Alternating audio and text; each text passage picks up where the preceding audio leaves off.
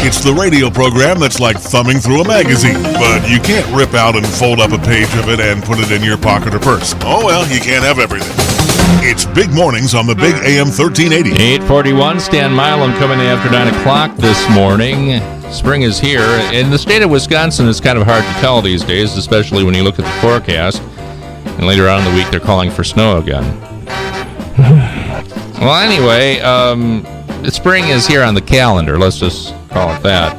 And there's no better time to reassess where you are in your career and what you can do to transition to your next opportunity. We'll talk about that now with somebody living in a place where I don't think they have to worry about snow very much. And she joins us, a prominent thought leader on the impact of technology on society, work, women's leadership, and careers, scholar at Stanford University, and she's authored 11 books. One of them, Employed for Life, 21st Century Career Trends, and I believe that's her latest publication, and she joins us once again on Big Mornings on the Big AM 1380. It's always good to have her on the program, Dr. Tracey Wilen. Dr. Wilen, welcome back. Oh, good morning, Ted, and thank you so much. And that is your latest book, right? Employed for Life? Yes. I've been in blogging a lot more these days than writing books, but that's the latest book. But the good news is when you end up blogging information, that's the thing, because a book is always good to have to keep around for a reference point. With blogging, it's fresh information you come up with, so it's like, and I think you come up with it, fresh stuff quite a bit, don't you, Tracey? I do. I try to have new blogs out every quarter, and even more frequently if there's interesting topics out there or timely topics.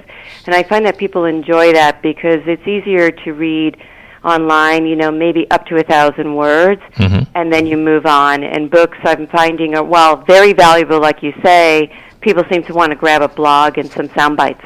Yeah, exactly. So, whatever you prefer, Dr. Tracey Wilen provides it at your fingertips, that's for certain. So we are in the midst of spring, and I think a lot of people are looking at, because we just got off of Easter, looking for a little resurrection, if you will, when it comes to a job search or, for that matter, career changes and all that. And so you got a little advice to pass along when it comes to these matters, because this is something that, A, you have some experience in, and B, you provide a lot of people plenty of help with as well. Well, I also think it's important that people understand that different seasons have different opportunities. So spring, and I'm a big organizer, is a good time to really clean out, look at your own personal career, where you are in the firm, because according to Glassdoor.com, most of the promotion in firms happen in June and July.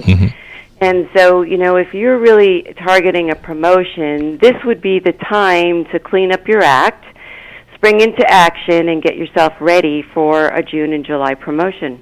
Why June and July? Is it a time? Is it a time where people, if they're planning on moving on or retiring from a particular position, because you're talking about promotions, I'm thinking that that's the time they make their exit strategy. And it's also a time too where there are a lot of graduates leaving college and looking for work as well. So I guess it's kind of a it's kind of a situation where you've got people who are sprucing up their resume and getting things lined up when it comes to interviewing for a job search or whatever. But you've also got college grads coming out as well, and with them, it kind of the same advice. Just make sure that you got your resume all spiffed up, and then from there, make sure you got your elevator speech all lined up so you can present yourself well. And in that matter, it gets to be kind of competitive that time of the year, though, doesn't it?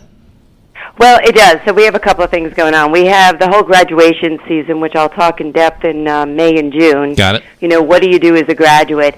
And then you also have the fiscal calendar year, of companies.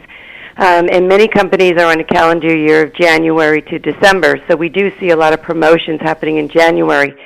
But more so, many companies are on a fiscal calendar from summer to summer, which is why we see a lot of promotions also happening in the summer.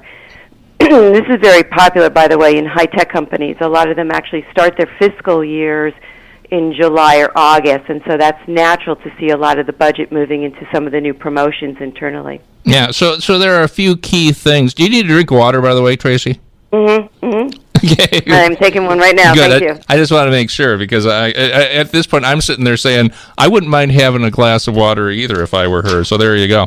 But let's talk about a few of the things, because basically what it comes down to is really making a full assessment of yourself as a worker, and obviously one of those things you have to take a look at and assess are your skills and your competencies, and see how they match up with a lot of different areas in the workplace, right? That's right. So some of us might be looking for promotions within the own organization where we are. So I think it's important to understand what is the next level, what is required, what are the skills, what are the competencies that you're expected to have, and compare it with, do you have it? And if you do have it, then position yourself as, ready for the job. If you don't have it, I'd have a conversation. Uh-oh. Tracey? Yes? Oh, okay. You cut out just a little bit. So yeah, why don't you repeat that point there, because for some reason we had some little gap there.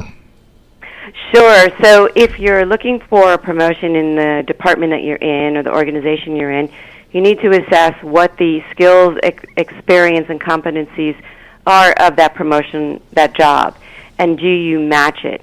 If you do, then I would sit down with your manager and talk about why you match and why you should be promoted, or ask their advice on, is there something missing?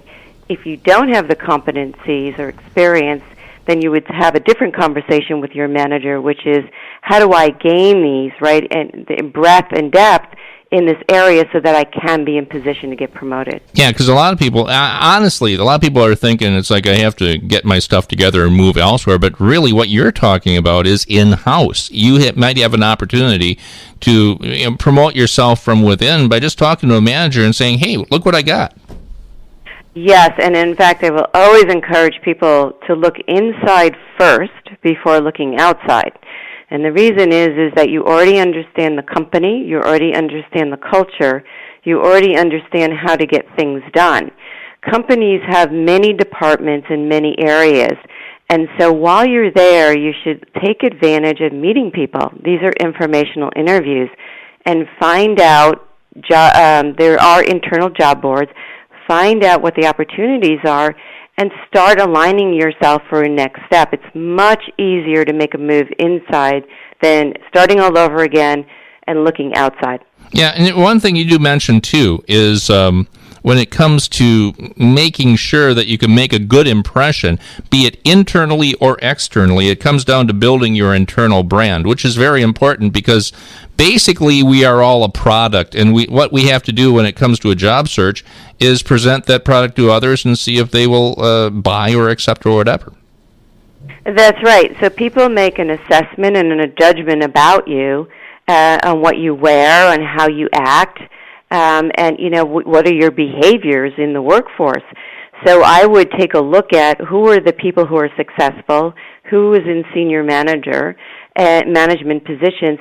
What do they do? What are some of their actions? Usually they're team players.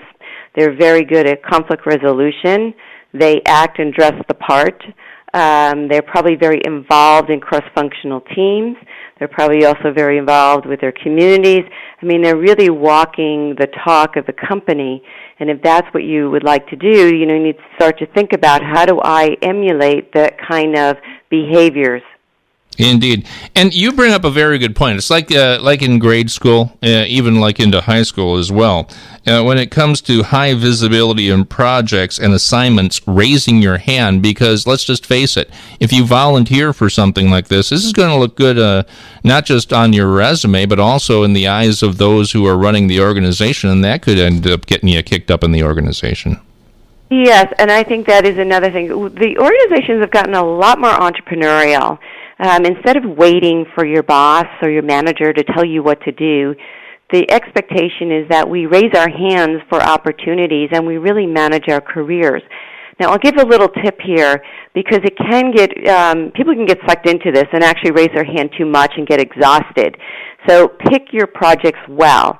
Projects that help improve profits or reduce costs or affect the bottom line of the company are better projects to pick, because they have higher visibility and they have an impact on the firm. So I would say, look at these projects, analyze them, have candid discussions about them, because let's face it, it's extra time off your job that you're, contributing, but make sure you pick your project well. Indeed. And one thing, I know a lot of people are kind of leery about this, kind of frightened by taking a risk, Tracey, but what you're saying is this is something that's necessary if you end up wanting to improve yourself either at your current workplace or moving on to another workplace, because if nothing ventured, nothing gained. Oh, absolutely. Ted, my best job moves have been when I have been singled out to join either a skunk work team or a new business unit or a new high visibility project.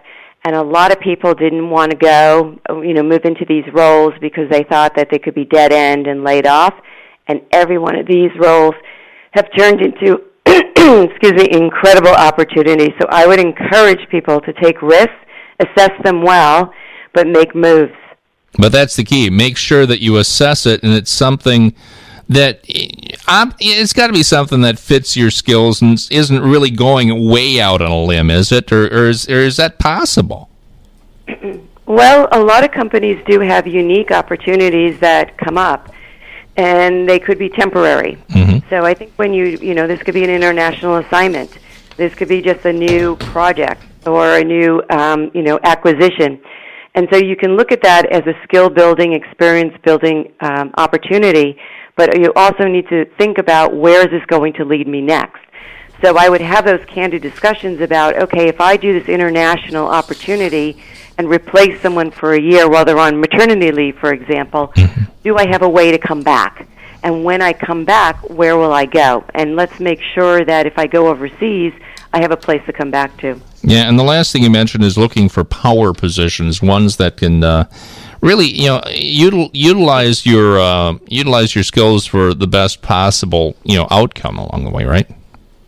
Right. So power positions are those positions that impact P&L, the profit and loss statement. Sales is a big one because you're on quota and you're bringing in money. Engineering is a big one because you're making products that bring in money. And certain product marketing positions are considered power positions because through your marketing efforts you can increase profits for the firm. Certain manufacturing jobs because you're reducing cost. Admin jobs or overlay jobs can be not as lucrative or as powerful as some of the other positions. So if you're in HR or marketing and communications and events, because a lot of these roles can be outsourced or easily taken on by someone younger. Yeah, kind of like a talk show host. They're critical. They have the brand. They have the big brand. Okay, good. Thank you for that reinforcement, ma'am. I appreciate that. And so do my colleagues here. Dr. Tracey Wilen joining us. She's a prominent thought leader on technology, society, work, women's leadership, careers, and all that stuff, joining us, as she does frequently on Big Mornings on the Big AM 1380. And people want to find out more about what we're talking about here. You got lots of different sources online they can turn to, right, Tracey? Sure. They can come to my website, which is TraceyWilen.com, TraceyWilen.com. I'm on Twitter at Tracey Wilen, Facebook Dr. Tracey Wilen, and on LinkedIn. She has a big footprint when it comes to online resources. Dr. Wilen, thanks again. We'll talk again soon, ma'am. Thank you, Ted. Have a good day. And you do the same. It's 8:55 in the Big AM 1380.